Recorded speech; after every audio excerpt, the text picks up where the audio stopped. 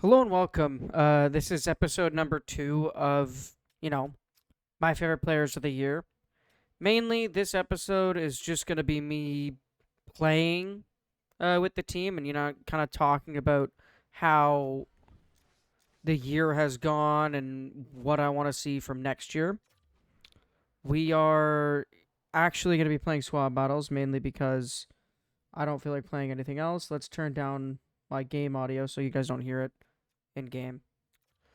So, the biggest thing that I do want to talk about is how this team used to play versus how the team plays now. Obviously, Hudson, Keller, Subban weren't on this team, but this was my team 3, 4 months ago. 3, 4 months ago, majority of this team that I have now was my lineup. Larkin, Zetterberg, Line was my first line at one point, and they were really good. I want to see if they still compare. Dylan Larkin still got that same movement, but yeah, Drew Doughty is able to hit me off that puck, which is scary to see. But, the main reason I wanted to start this series was, to highlight the cards that I remember and to highlight the season, of the year in terms of how long I've played this game for.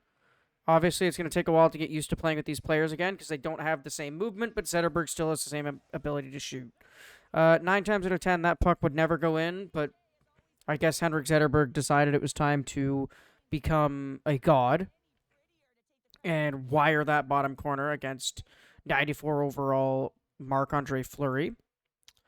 You know, I really feel bad that I didn't really get to highlight these cards because I didn't have the will to make YouTube videos back then. Now I do, and now I get to highlight them. And, Zetterberg was a big part of this team. This first line was a really big part. Zetterberg, Larkin, and Line were the biggest parts of this team. And, they were used way too much back then because of the series, that I was doing at the time. I was doing a Red Wings to Glory series on Twitch. When I first started the game, it was Red Wings to Glory. Because, I felt like doing something different. I felt like building a team of players that I don't usually get to use. And, the Red Wings were a team that I chose because I did like Larkin. I did like Henrik Zetterberg, Lindstrom, Chelios, obviously like the big boys. I did like Philly Husso at the time, too. So I chose to do a team of, Red Wings to start, and that lasted probably 2 weeks before I realized, hey, I'm not having fun with this series. So I kind of gave up, restarted this series, restarted the counter on my Twitch, because I was counting the days since we played, and I restarted the counter, restarted the team, and it felt different. It felt weird not using the cards that I wanted to use. I was using cards that I felt like I had to use and not the cards that I wanted to use in a way. But starting next year, we're going to be doing a Canadians Red Wings team. It's going to be line based and country based. It's not going to be team based, even though they're definitely on the same team. I'm saying, I'm just going to go based on how I feel with what lines go where and who goes and plays where. It's either every line is going to be that respective team and try and build off chemistry, or I mix it up and I do Suzuki, Caulfield, Lucas Raymond, or I do Suzuki, Caulfield, Dylan Larkin. I'm going to have Fedorov to start, so I'll be able to easily use, I don't know where that pass was going from Mac Blad, but you know what? JT Miller's got his back. The reason it feels slow and looks slow is because it is. Because for some reason, the cards obviously aren't the greatest. They don't have the greatest speed, but they do still have decent shots. And honestly, I do prefer this way of playing the game because I was talking about this earlier with friends that I made the decision as of NHL 24 to step away from the online side of the game, mainly because of how, time consuming and, annoying it became. from NHL 12, NHL 12, so when Ultimate Team first came out till about NHL 24, I played only online, never played offline, but I started making content in NHL 2014, which is NHL 14, if nobody knows. I don't know why I would say that, but anyways, I started making YouTube content at NHL 2014's launch. So in 2013, the end of 2013 is when I decided to make my YouTube channel. I started making content in 2014. I deleted that account because it got banned by YouTube. Well, not banned. It got age restricted by YouTube, and it was a problem when I grew up. I couldn't use it, so I just decided to sacrifice the bullet and lose 200,000 views on my my old NHL videos. They were awful videos. Like I'm talking like 480p to 720p of me just doing stupid big hits, big dekes. I had a big hits and big dekes series. It was really annoying, and I was an absolute squeaker then, and I didn't feel like keeping those videos up on YouTube. But my biggest takeaway from NHL 25 and, the card system and, how we built the teams, I'm going to say this. There was not enough rewards in the game. There was not enough incentive to play the game. There was not enough, chase-worthy cards. By chase-worthy cards, I mean the year-long cards. Like the X Factors, the heroes slash icons. It's just, I just didn't seem too thrilled to want to grind for those cards because the team builders were basically useless unless you're doing a theme team, which I wish I was doing a theme team this year because the Canadians got a lot of very good cards, and I would have done my Wings Canadians team, and I would have had a decent team, but I gave up halfway through because I just didn't feel like it was worth it. I basically felt kind of distracted, and there wasn't really any content. It was just me playing the game on stream to 5 to 10 viewers, which is not small, nor is it big, but there wasn't really much content, and I wasn't really having fun with the game at that time, so I stopped completely for like 3 months, 4 months, because what's the point of streaming or what's the point of creating content if you don't enjoy it? And I recently repicked it up because A, I've got the time, and B, NHL 26 is on its way. The biggest takeaway I'll take from NHL 25 in terms of gameplay has to be the skating, the switching, the shooting, the deking, Subban being able to do what he's doing right now is just a perfect situation blended into perfect positioning. And, Lane Hutson, obviously, with his little skate fakes and his little head fakes, and the shots are actually solid. Because I was expecting them to give him like an 84 overall shot for the entire year, but no, he got lucky. Zetterberg is probably going to feature on my next team. Dylan Larkin will feature in my next team. Lucas Raymond will be a feature. Gustav Lindstrom will be a feature. Not Gustav Lindstrom. Nick Lindstrom, sorry. Chris Chelios will be a feature from the Canadian side or the wing side, depending on which card he gets. Steve Yzerman will be a feature for the Red Wing side. Obviously, Fedorov will be a feature from the Red Wing side.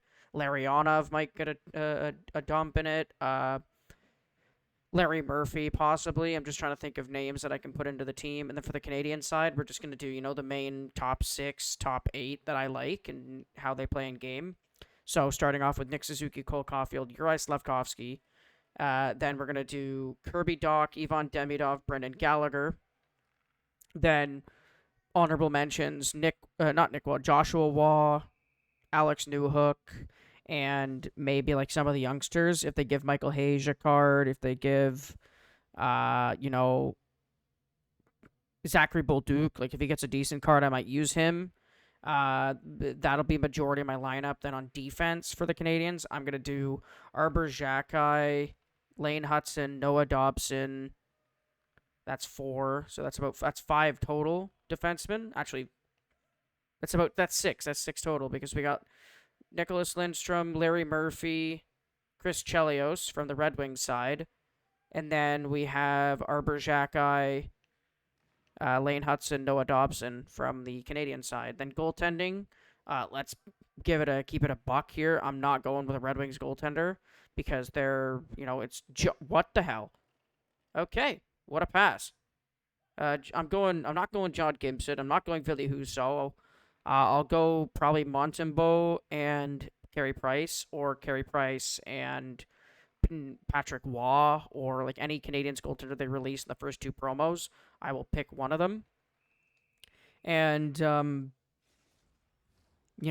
it's a sad reality when you look back at all the years of squad battles and realize that there's a 50 to 70% chance that squad battles gets removed from NHL with NHL 26, mainly because not a lot of people enjoy it. I'm not one to say that I enjoy squad battles. I'm just saying I do like having it as an option for these types of videos where I sit down and have a conversation with you guys and, give my insight on current events both in game and in real life. You'll see that when the NHL 2025-26 season starts. Starting with the preseason games, I will be covering every Canadians game that they play, whether they win or lose. I will cover them the best of my abilities with some bias and some unbiased opinions. I'll call players out when they have a bad game, and I'll praise them when they have a good game. It's how it works. It's how you have to do it. You can't be totally biased. Well, you can, but I don't want to be that. I want to be as, 50-50 as possible on a situation. Like, I'll go into each video with a 50-50 mindset of, this could be a really biased rant, or I can look at it from both sides, look at it from both teams, both perspectives. Well, technically all three, if you count the ref's perspective as a perspective, which a lot of people don't. They just count the two teams. And in my opinion, how I'm going to run it is going to be a little bit different from most people in the space of, reacting and covering NHL content. I'm going to be using NHL 26 as kind of like the mule to put all the work on. And I'm just going to talk over any offline game mode, whether it's franchise mode game, whether it's Be a Pro, whether it's whatever the new game mode is going to be instead of squad battles. If they do release a new game mode, replace squad battles, which I really hope they don't, because it's something to do, it's something to play. I can teach people how to play the game relatively easily with squad battles. It's a very good system to learn the game and learn and refine your playmaking. And, obviously you got to translate it to the other game, which is online, which is really hard to do if you haven't played online before. Like I said earlier in this video, I've been playing online since 2008. I've been playing the game since 2008, online since 2008. It started with online versus, the 1v1s. That was for 4 years until NHL 12 and Ultimate Team came out. And I grinded only Ultimate Team from NHL 14 to NHL 18. The only game mode I played inside of NHL was Ultimate Team. From little stints here and there, franchise mode and Be a Pro. But it was just the two of them were both the same game mode. Like, there was no changes from NHL 14 to NHL 18. There was very little changes. So I just gave up on the game modes and focused on the online. I had fun. Like, I was a top 500 for most of those games. And I'd say NHL 15 to NHL 21, I was a top 500 player. And then, the deterioration of my will to play the game, accompanied by the deterioration of, opportunity and time, because that was the height of my, academic career with school. I know it's weird to call it a career, but a lot of people do, especially in my family. So I always used to call it an academic career. But that took priority, and I lost a couple good years of making content. Like, it hurt, like, taking a break, especially the COVID break, where I took a 6 to 8 month break on Twitch and YouTube. It hurt massively, both me physically and it hurt me emotionally, because I was on and up. I was really looking forward to making YouTube videos, and I was having, good success with YouTube and Twitch. I mean, Twitch, I was averaging 25 daily stream viewers. Like, that was every single stream. The occasional stream would dip under 20, but nothing under 15 viewers, which is insane for that time period. It was NHL 20, and I was playing NHL Hut Rush, and I was showing people how to play Hut Rush. back when Hut Rush was still a good game mode, and sadly they removed it after the last year going into this one. I didn't mind the game mode, didn't like the game mode, but it was just something to do, rewards to climb, 3.1 million points. You got about 10,000 points per game. It took you an entire quote-unquote season to get that reward, which was usually a player or a pack or, like things towards another event thing. Kind of like how they do it now with Wildcard, but about 1,000 times better than Wildcard, and it was executed way better than Wildcard ever will be. But honestly, it pained me to see how the game was going. It broke me when I saw that Ultimate Team was having a revamp, whether it's getting rid of squad battles or competitive seasons coming back. I'm happy for that, but at the same time, it seems like they're catering to the 99 percentile, and majority of the time they are going to be an offline only player, which in turn, if you remove the one game mode they actually play, it's going to hurt the game, and it's going to hurt the sales, it's going to hurt the physical game, like people buying it. That's why I think if they take squad battles out of Ultimate Team, it's going to be a negative impact, guaranteed. Like, I'd say off rip, like, say September 5th, we launch the game, go into Ultimate Team, and squad battles is not there. I could see 25% of the people that bought the game completely getting rid of it and refunding it. Mainly because it doesn't make sense. If you're an offline-only player, like I was last year, an only offline player, NHL 24 was that game where I barely played. I played 500 games, which is more than most people. But I have, as of this game's completion, it'll be 1,500, almost 1,600 games. And that's because I played on 3-4 different accounts, because I was playing for myself on my main 2 accounts, which is this one that I'm on right now, and then my main Xbox account. And then I played on a friend's account and my cousin's account, playing their like basic games and getting all their base challenges done, which took 30 games to 50 games on each account, because each of those challenges take about 200-300 games to complete everything. Oh, Bobrovsky's going to get it. Okay. But next year I'm committing to one account. Like, NHL 26 will be one account for everything. One account for Be a Pro, one account for Franchise Mode, one account for Ultimate Team and World of Shell. It's going to be the same Xbox account that I use. It's one you've seen in the past if you've watched my streams. It's the one you saw in the videos, like, earlier midweek, last week. I posted 2 or 3 videos with that main team, going through that main team and building it out, because that was my quote-unquote road to glory for the year.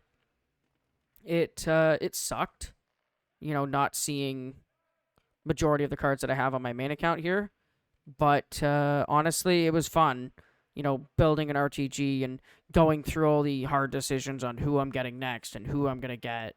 It's just, with not a lot of time left, I'm excited for NHL 26, and honestly, I don't think I'm going to be making as much content on, the random side of NHL Ultimate Team and random side of the game. I'm probably going to pick 2 game modes to start with. It'll be Ultimate Team and Be a Pro, most likely.